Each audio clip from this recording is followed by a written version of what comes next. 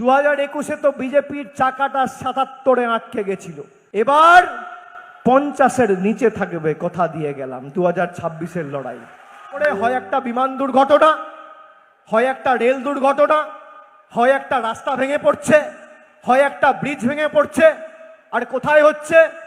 সব double engine রাজ্যগুলোতে। আপনারা দেখুন, ডবল ইঞ্জিন এই 7 দিন আগে মহারাষ্ট্রে একটা ব্রিজ ভেঙে প্রায় 6 জন মারা গেছে। কোথায় হয়েছে?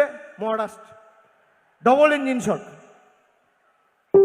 4 দিন 5 দিন অন্তর অন্তর কোথাও রাস্তা ভাঙছে, কোথাও ব্রিজ ভাঙছে, কোথাও বিমান দুর্ঘটনা, কোথাও রেল দুর্ঘটনা, আর কোনো তথ্য এরা প্রকাশ করে না।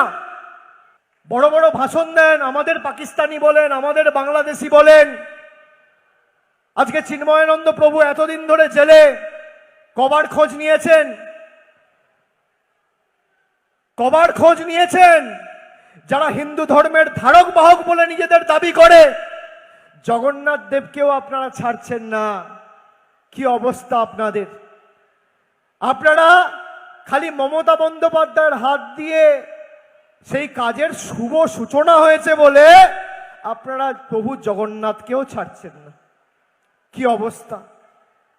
জয় শ্রীরাম বলে ভোট চাইতো, অযোধ্যাতে গোহারা হেরে গেছে। আপনারা দেখুন প্রভু রামের কি লীলা। যে অযোধ্যায় রাম মন্দিরকে সামনে রেখে সারা দেশে ভোট চাইল, সারা দেশে বলল জয় শ্রীরাম, আপকি বার 400 পার, 240-এ বাস আটকে গেছে। আর আমি আপনাদের বলছি, এ সরকার বেশি দিন টিকবে না। এ সরকার বেশি দিন টিকবে না। একক সংখ্যাগরিষ্ঠতায় এ সরকার চলছে না। এই সরকার বাধ্যবাধকতায় চলছে। এই সরকার দুর্নীতিগ্রস্তদের সাহায্যে চলছে। এই সরকার গরিব মানুষের চোখের জল, প্রতিনিয়ত গরিব মানুষের মুখের গ্রাস কেড়ে নিয়ে নিজেদের স্বার্থ চরিতার্থ করতে এই সরকার চলছে। এই সরকার বেশি দিন চলতে পারে না। বিজেপি নেতাদের বড় বড় ভাষণ, অপারেশন সিঁদুর।